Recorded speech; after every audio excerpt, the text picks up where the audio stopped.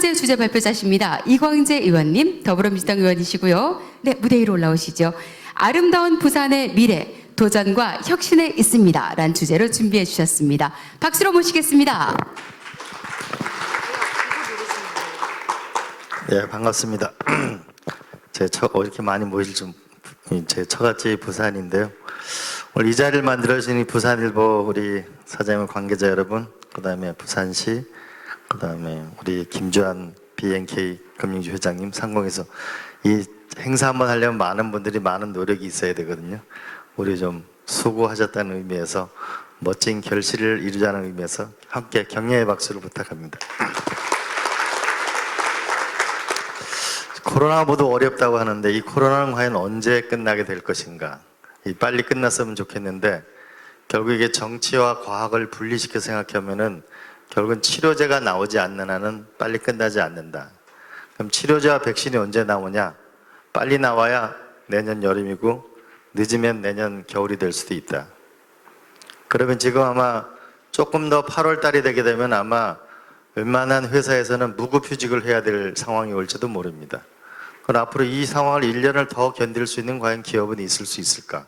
그럼 우리한테 과제는 두 개죠. 하나 근데 분명한 건 이건 끝나는 건 끝나는 겁니다. 그러면 내년 말까지 우리는 어떻게 견디고 살아남을 것인가가 하나의 과제고, 두 번째로는 앞으로 미래에 살아남을 우리의 신성장 동력을 어떻게 가져갈 거냐. 이 두 가지가 우리 앞에 남은 과제라고 보겠습니다. 우리가 중국이 현재 이 코로나를 넘어가기 위해서 하고 있는 것이 7대 혁신 분야인데 5G, 인공지능, 빅데이터 산업, 어서 비슷한 얘기입니다. 그런데 중국하고 우리하고 나라가 규모 사이즈는 다르지만 돈을 투입하는 걸 보게 되면 5G를 하는데 40조, 데이터 센터 20조, 고속철도 93조. 우리하고는 비교할 수 없을 정도의 어마어마한 양을 투입하고 있는 거죠. 왜냐하면 우리가 이게 V자 개국이라고 하면 결국 V자를 메워가든지 하나는 뭐냐면 뛰어넘든지 두 가지가 있어야 되는데 두 경우 모두 다 막대한 재원이 필요하죠. 그래서 저는 대한민국이 앞으로 이 험난한 과정을 미래로 가려면 막대한 거를 우리가 상상하지 없을 정도의 양을 투입해야만 이 V자 개국을 넘어갈 수 있을 거라고 생각합니다. 자, 그럼 코로나 이전과 이후에 세계의 주식시장의 변동을 보게 되면은 대략 뭐냐면 전통 산업이 쇠퇴하거나 바이오 산업이 성장하고 있는 것을 대체로 우리가 볼 수 있습니다. 이게 다우존스나 세계적인 주식의 추이가 이렇습니다. 그다음 또 하나는 소프트웨어 산업의 등장이라고 볼 수 있는데, 많은 분들이 도대체 이 디지털 경제의 본질이 뭐냐? 그럼 자꾸 AI를 얘기하는데 저는 이렇게 생각합니다. 농경시대의 농경 문명의 본질은 도구의 발견입니다. 우리가 마차를 발견하거나 호미를 발견함으로 인해 가지고 우리가 농업 생산성이 극도로 늘어가지고 인구가 1억까지도 갔습니다. 산업혁명의 본질은 뭐냐면 증기기관에는 동력이 자동화된다는 걸 말합니다. 그럼 디지털 혁명의 속성이라고 하는 건 뭐냐면은 지능과 지식이 자동 생성된다는 걸 말합니다. 근데 지능과 지식이 어떻게 자동 생성되느냐? IoT로 데이터가 모이게 되면 정보가 되고, 정보가 모이면 지식이 되고, 지식이 모이면 지능으로 전환되게 되는데, 이게 AI라는 걸 통해서 일어나게 되는 건데 이게 소프트웨어로 집적된다는 걸 말합니다. 그래서 소프트웨어 산업이 앞으로 가장 강력한 미래 산업이 되는 거고, 이것에 기반이 되게 되는 인터넷이나 반도체나 이런 것이 세계의 경제혁명을 이끌 수밖에 없는 거죠. 만약에 삼성전자가 AI 반도체를 만약에 세계적으로 만들어내는 순간 새로운 나라에 살게 될 겁니다. 그다음에 우리가 미국 기업에서 재밌는 걸 보게 되면은, 우리가 20세기 미국을 만든 거는 에디슨이 합자회사를 만드는 제너럴 일렉트릭이었습니다. 제너럴 일렉트릭을 만든 회사는 1902년도에 냉장고, 세탁기, 토스트기 이걸 만들면서 가전시대를 만들면서 일약 미국의 세대를 만든 것이 제너럴 일렉트릭이었습니다. 근데 1999년까지 제너럴 일렉트릭은 넘버 1이 마이크로소프트 회사였는데 재작년에 제너럴 일렉트릭이 다우존스에서 퇴출됐죠. 완전히 지금 애플이나 마이크로소프트나 아마존이나 알파넷이나 페이스북이나 우리가 과거에 들어보지 못한 것이 미국의 현재 나스닥 시장을 이끌고 있습니다. 그럼 한국 기업은 어떻게 되느냐? 우리가 처음엔 KT, 삼성전자, SK텔레콤, 한국전력에서 지금은 삼성전자, SK하이닉스, 삼성, 네이버, 셀트리온, LG화학 배터리를 하는 쪽이죠. 이게 현재 우리를 이끌고 있습니다. 자, 그러면 우리가 한번 살펴보면 우리가 이 부분을 유의해 주셨습니다. 미국에서 여태까지 유형자산을 만드는 기업들하고 무형자산을 만드는 기업들을 보게 되면 전체 GDP에서 지적재산권 투자 비중이 자동차 시장보다도 많은 게 2003년이고 주택 투자보다 많은 것이 2008년이고 이 뭐냐면 지적재산권 투자로 급속히 나아가네. 결국 소프트웨어 투자라고 볼 수 있겠죠.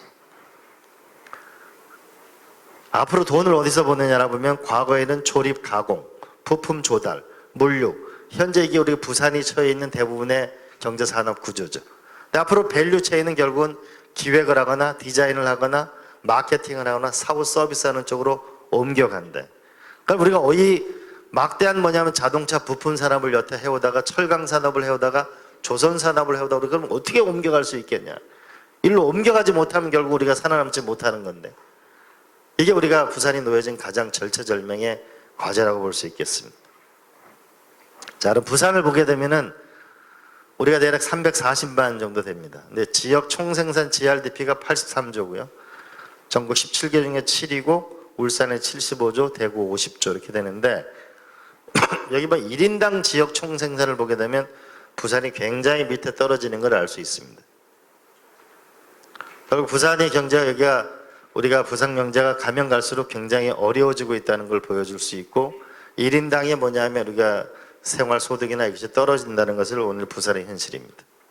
부산의 인구도 계속 떨어지고 있고 부산의 GRBT도 우리가 2012년 2000 급속히 떨어지고 있습니다.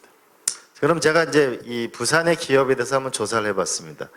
우리가 상장 기업과 코스닥 등록법인을 보게 되면 매출액 100억 이하가 9개, 100억에서 500억이 26개, 1000억이 16개, 1000억이 16개, 매출액 5천억 이상이 4개 정도 됩니다. 시도별 우리가 상장기업수 시가 총액을 하게 되면은 부산이 대략 여기에 위치해진 걸 알 수 있습니다. 그래서 우리가 부산이 뭔가 근본적인 변화를 꾀하자면 굉장히 어렵다는 것을 볼 수 있습니다. 왜냐하면 코로나 이전과 코로나 이후로 보게 되면 우리는 코로나 이전의 전통적인 산업을 부산이 갖고 있기 때문에 어렵습니다. 자, 그럼 우리가 이걸 어떻게 넘어가게 될 것인가 라고 하면 보면 우리가 부산의 2차 산업 중심의 전통적인 산업 구조를 갖고 있습니다. 우리가 매출액 5천억 이상에 있는 기업이 4개인데 대한제강, 부산도시가스, 성우하이텍, 한진중공업, 그다음에 매출액 1000억에서 5천억 16기업이 이런 기업으로 되어 있습니다. 자, 그럼 우리가 한번 탈출을 해보자고요. 여기서 우리가 어떻게 벗어날 거냐. 많은 분들은 중앙정부가 역할이 굉장히 중요하죠. 근데 우리가 한번 생각해 봐야 될 거는 우리가 중앙정부가 1년에 쓰는 예산이 500조 원입니다. 근데 1년에 우리가 여기 BNK 회장, 지주회장님 계시지만 1년에 금융권에서 우리가 금융자산으로 돌리는 것이 8천조 원쯤 됩니다. 대한민국의 전체 금융자산이 1경 8천조쯤 됩니다. 저도 이거 한국은행 통계 보고 저도 놀랐습니다. 제가 세계적으로 막대한 금융자산을 갖고 있는, 근데 돈도 가만히 냅두면 돈도 썩습니다.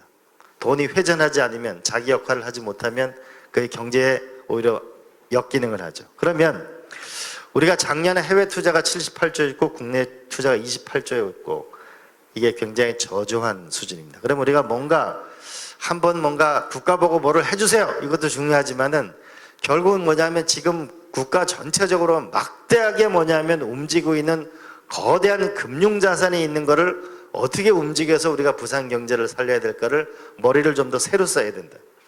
맨날 중앙정부가 뭐 해달라도 중요하지만은 그것만으로는 대한민국이 움직이기에는 훨씬 더 큰 나라가 됐다는 걸 우리가 이거를 머릿속에 하나 넣어주시면 좋겠습니다.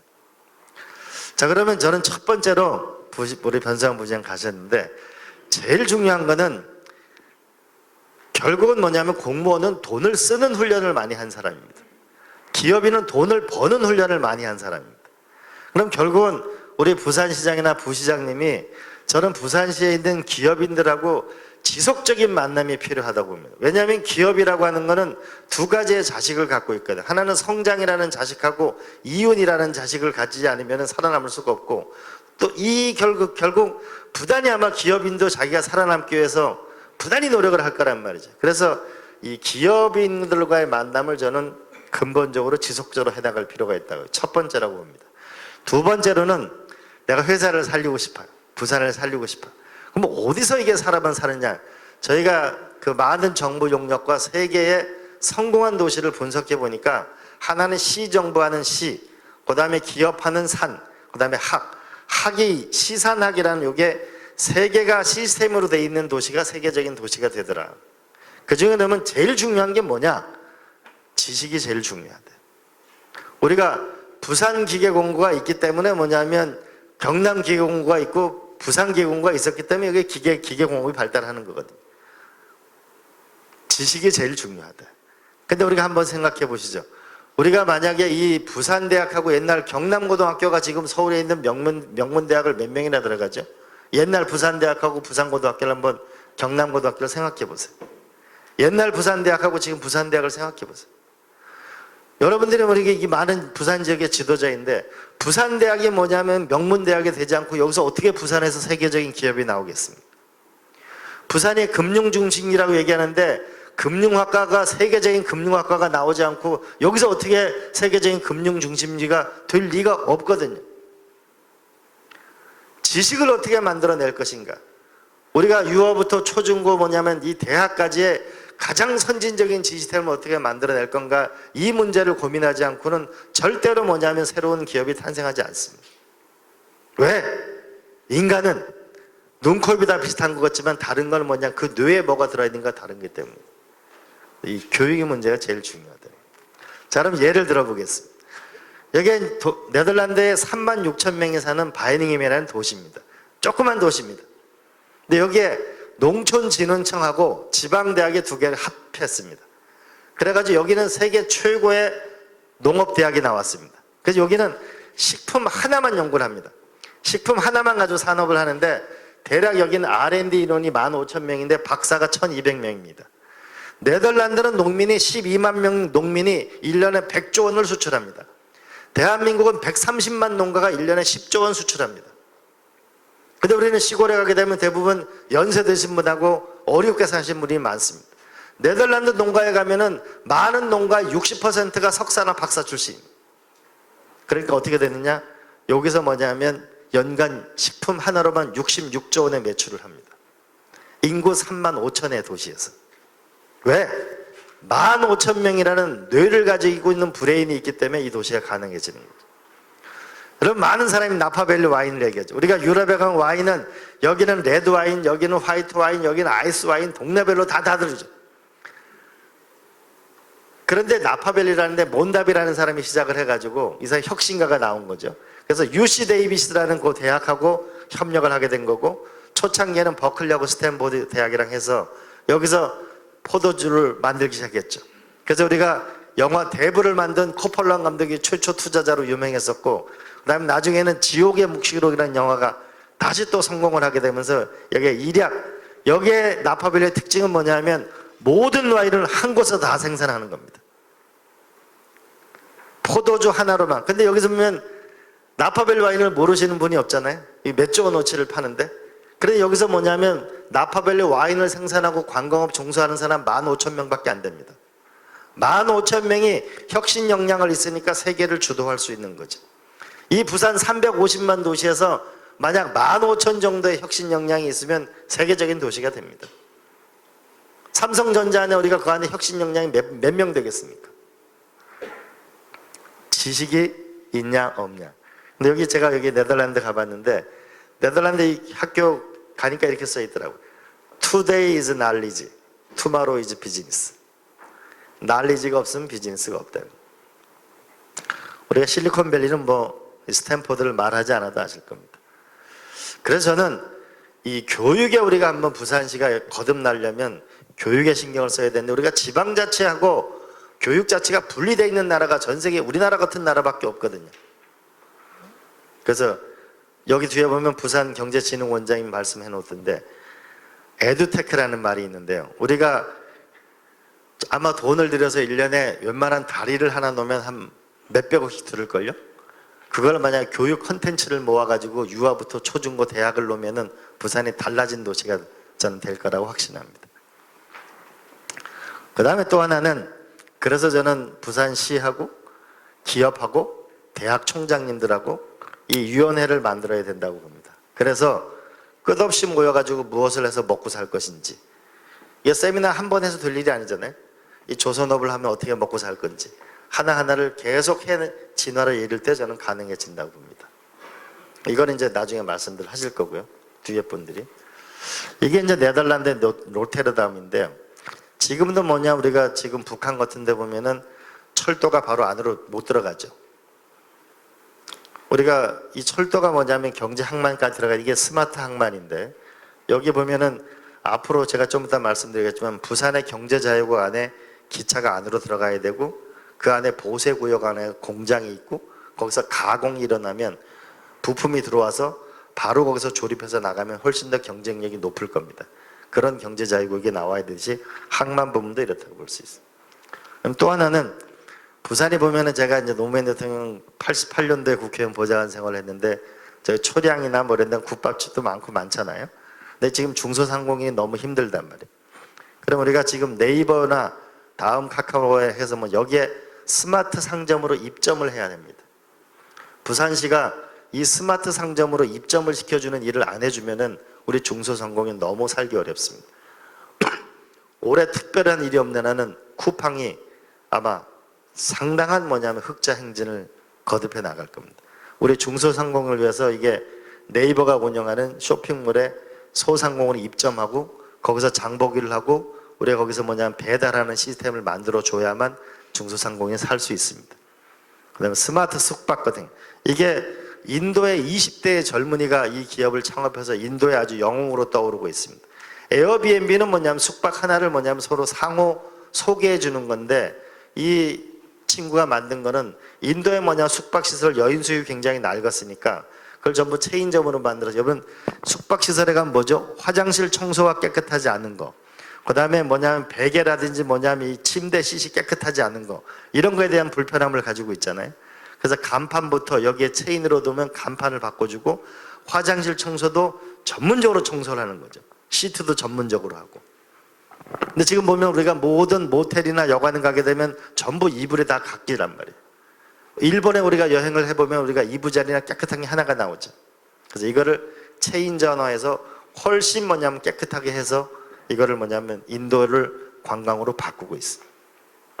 그 다음에 여기 우리 이제 이거 제가 지금부터 이제 제가 내는 아이디어인데, 여기에 금융기관이 제가 아까 대한민국에 1년에 8천조 원을 운용한다고 얘기했습니다. 부산에 아마 지금의 새로운 중후장대한 산업을 바꾸려면 굉장히 시간이 걸릴 겁니다. 지금 당장 해볼 수 있는 거는, 부산이 지금 제일 강점이 있는 거는 여기 기술신용보증기금이 있다는 겁니다. 그래서 저는 이렇게 생각합니다. 여기 있는 기술신보하고 결국은 에디슨도 투자자가 나오니까 결국은 기술이, 내가 아이디어가 돈하고 만나지 않으면 절대 기술의 진화가 일어나지 않습니다. 그러면은 저는 이런 걸 했으면 좋겠습니다. 부산 문구 문현동 일대인데다가 뭐를 하냐면은 벤처 컨벤션을 만드는 거죠. 우리가 마이스 산업, 마이너스 산업을 얘기하는데, 마이스 산업을 조금 다르게 해서 벤처만을 전문적으로 하는 컨벤션을 만드는데, 어떻게 하냐면, 제가 이게 중국에 심천에 가면 이런 게 있습니다. 1층에 가면 스타벅스 같은 쫙 넓은 건물이 있습니다.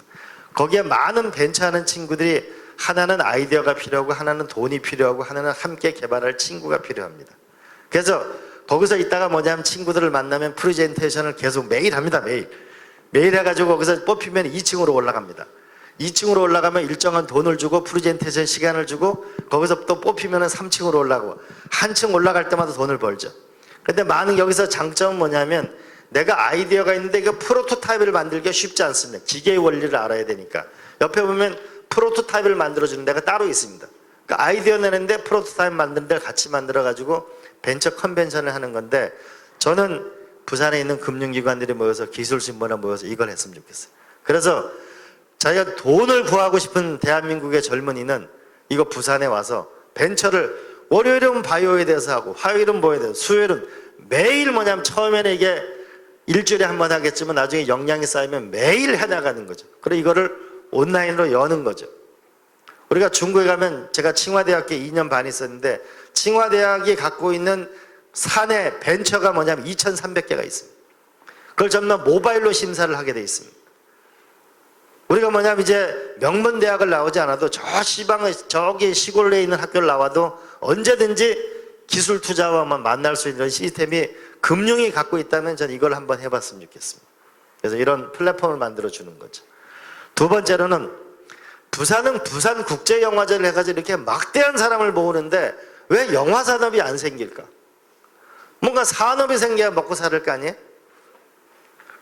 후방산업이 있는 것도 아니고 국제영화제는 크게 하는데 뭔가 산업이 안 생기는 뭔가 여기 대책을 세워야 되겠다.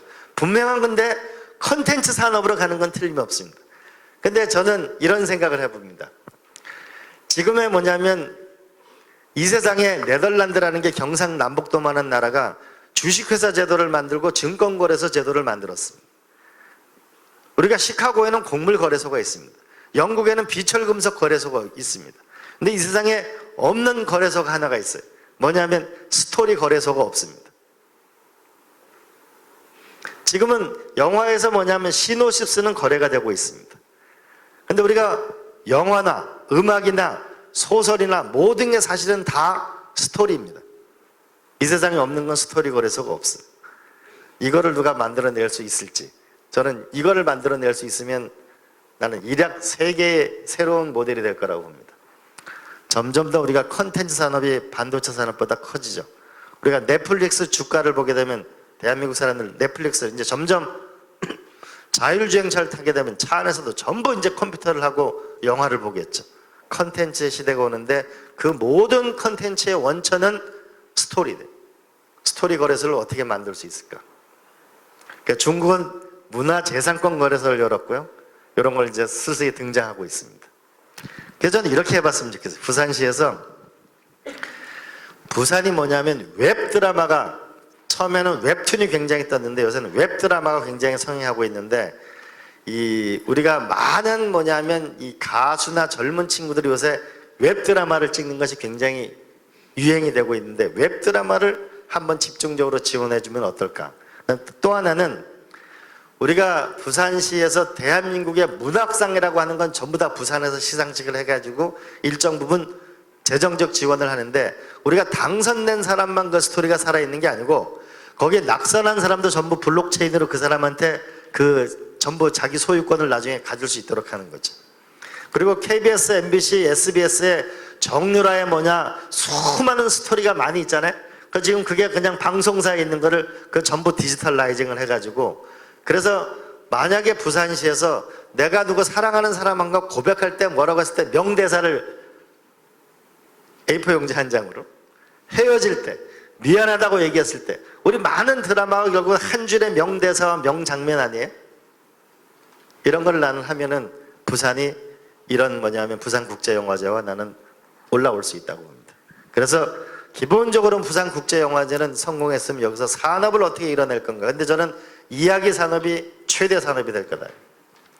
그래서 그래서 웹드라마 이런 걸. 그 다음에 수많은 젊은이들이 작가가 되고 싶어 합니다. 그래서 노 대통령이 옛날 지었고 있는 저기 동구 초량동 위나 이런 데를 일정한 부산시가 사가지고 작가들이 거기 살 수 있도록 그렇게 했으면 좋겠어요. 그 다음에 결국은 작가들의 고향, 상상력을 가진 사람들의 고향이 부산이었으면 좋겠어요. 뉴욕시가 산업혁명이 끝나고 난 다음에 이제 전부 이제 방적 공장이 떠나고 나니까 이때 새로 뉴욕 4번가 일대 건물 6개하고 공지 2개를 $1에 매각을 했습니다. 근데 $1에 예술가들이 들어가서 오늘의 뉴욕을 만든 거죠. 그래서 제가 이 많은 걸 봤는데 이게 성수동 옛날 구두공장 같은 데가 완전히 변하고 있거든요. 새로운. 대한민국에 미대나 디자인이나 이런 걸 졸업하고 외국 유학 갔다 온 사람이 이제 12만 명쯤 됩니다. 여기에 예술가들이 있어야 도시가 아름다워진다. 그래서 저는 이 부산의 철도 차량 정비창을 굉장히 눈여겨보는데 부산 롯데호텔에 조금만 걸어가게 되면 굉장히 넓은 면적이 있고 여기가 지붕도 상당히 좋고 여기 서면에서 이어지기 때문에 난 위치로 굉장히 좋은 위치라고 봐지. 이런 위치를 하나 찾아서 모이는 곳으로 하면 어떻겠냐. 그 다음에 이제 경제자유구역은 이제 이제 결국은 저는 부전역에서 부산 이 역까지를 지하화하는 게 맞다고 보고 그걸 영도까지 잇는 게 맞다고 봅니다. 그래야 부산 북항이 제대로 돼야 결국은 살을 거라고 생각하고, 그리고 한번 부산 시민 여러분한테 왜 이탈리아 산토리노는 그 언덕이 예쁜 집들이 많은데 우리 우암동이나 이 옆에 보면 언덕이 많은데 왜 우리는 자꾸 아파트만 짓고 그러냐. 우리도 훨씬 산토리니만큼 아름다운 바다를 가졌으면 영도에도 만들 수 있을 거 아니에요? 그래서 요거는 이제 부전역을 했으면 좋겠고, 하나는 북항 재개발이고요. 그리고 이제 마지막 이 얘기를 하고 끝내겠습니다. 이 가덕도 신공항은 우리가 이게 왜 빨리 지어야 되냐면요, 처음에 인천공항 지을 때도 이게 낭비라고 그랬는데 지금은 매년 공사를 해도 모질라죠. 1억 명까지 7,500만 1억 명까지 가는데 이걸 왜 지어야 되냐면은 지금 중국이 우리가 13억 명이 삽니다. 우리가 13억 명, 우리가 5천만이 살잖아요. 그러면 4천만이 왔다가도 우리 인구만큼 왔다가도 30년을 왔다 가야 되는 거예요.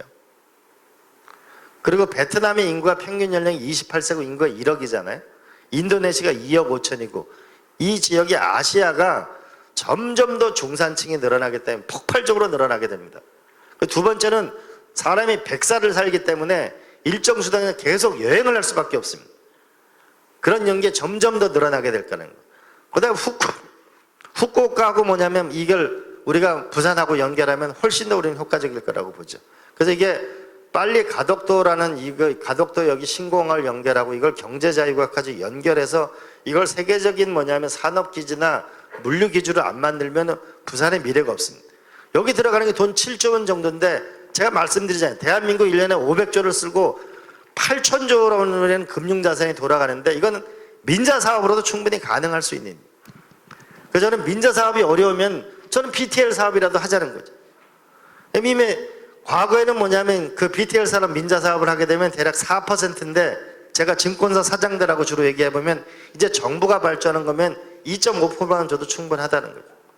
그래서 나는 이거를 빨리 해야만 부산의 미래가 있다. 그래서 이거는 그러면 대구하고 그러면 이걸 뭐냐면 이게 경쟁 관계가 아니고 대구는 뭐냐면 우리가 로봇 산업이라는 걸 하나를 확실하게 우리가 밀어주고 그리고 우리는 공항을 갖고 대구하고 뭐냐면 그 가덕도 공항까지 연결되는 뭐 철도를 놓든지 그렇게 같이 쓰는 게 나는 빠른 길이 아닌가. 이 부분에서 우리가 더 시간을 놓치지 말고 우리가 이런 중국의 변화나 미중 간의 이런 갈등 변화가 올 때 우리가 뭐냐면 부산이라는 데를 확실하게 우리가 키워낼 필요가 있다. 좀 서둘러 필요가 있고 너무 이걸 중앙정부에 이렇게 매달리듯 하지 말고 좀 더 과감하게 우리가 할 필요가 있는 거 아닌가 싶습니다. 끝을 내겠습니다. 많은 분들은 오늘의 우리의 모습은 어제 살았던 결과가 오늘입니다. 근데 내일 잘 살고 싶으면은 그러면 어제처럼 살면은 내일도 똑같은 겁니다. 그러면은 내일 잘 살고 싶으면 오늘 살아가는 방식을 바꿔야만 내일 잘 살 수 있습니다. 근데 그거는 뭐냐면 과거와 생각했던 방식이 아닌 새로운 방식으로 살아야만 우리가 미래가 있다는 거고 그래서 뭐냐면 우리가 한번 도전을 시작해보자. 부산만큼 아름다운 데도 없고 이만한 350만인데도 없는데 우리가 한번 도전하는 삶을 살아야 되는데 그 도전하는 삶의 첫 번째는 무슨 일을 시작하려고 하면 반드시 여기에 세계적인 지식이 있냐 없냐를 반드시 먼저 시작한다는 거. 그다음에 두 번째는 가장 혁신적인 데는 기업일 수밖에 없습니다. 왜냐하면 목숨을 걸고 자기 인생을 걸고 투자를 하잖아요. 그래서 지식과 기업 그리고 그걸 도와주는 행정 시스템을 만드는 이 시사학이라는 시스템을 만들어야만 성장의 엔진이 장착된다. 이렇게 보시고 우리 함께 진화하는 멋진 부산을 만들어 주시기 바랍니다. 고맙습니다.